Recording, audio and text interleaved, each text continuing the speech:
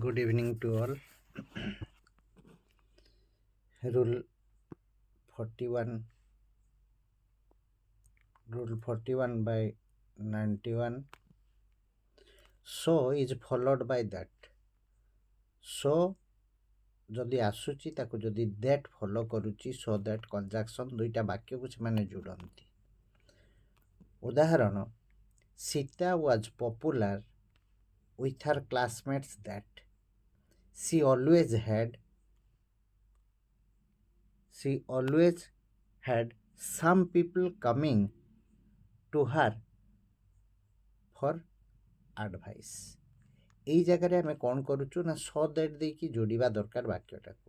ଏଠି ଯଦି ଦ୍ୟାଟ୍ ଆମେ ବସାଇ ଦେଲୁ ସୋଟା ନିଶ୍ଚିତ ଭାବରେ ତା ପୂର୍ବରୁ ଆସିବ ଯେହେତୁ ଦୁଇଟା କଞ୍ଜାକ୍ସନ୍ ଗୋଟେ କଞ୍ଜାକ୍ସନ୍ ସୋ ଦ୍ୟାଟ୍.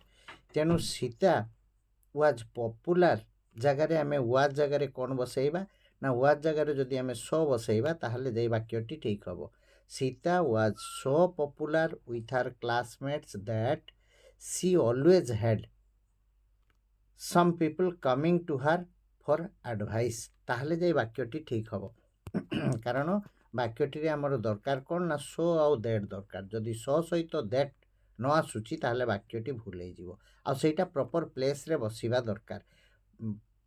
प्रथम वाक्यटी रे बसिबा दरकार. द्वितीय वाक्यटी रे एटा बसि परिबो नाही.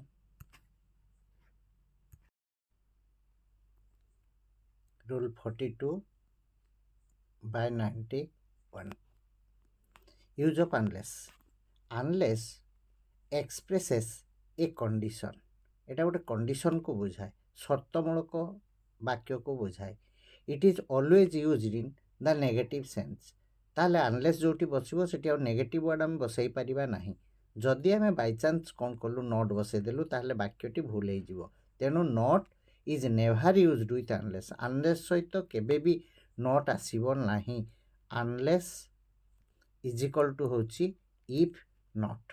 तेणु आउ एठी नॉट रो आवश्यकता नाही. unless सहित जदि आमे नॉट मिसे देउचे ताले वाक्यटी भूल हे जीवो. उदाहरण आमे नबा unless you don't labor hard you will not pass.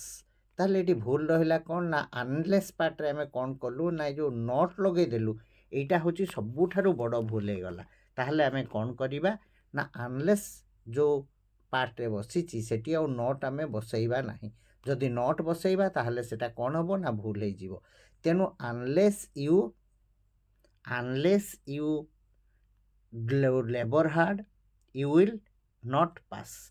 एटाई वाक्यटी कोन हबो ना ठीक हबो. नॉट टाको हमकु कोन करिवा को हबो ना उठेई दबा को हबो. जदि नॉट उठी गला ताहले वाक्यटी निश्चित भाबरे ठीक हबो.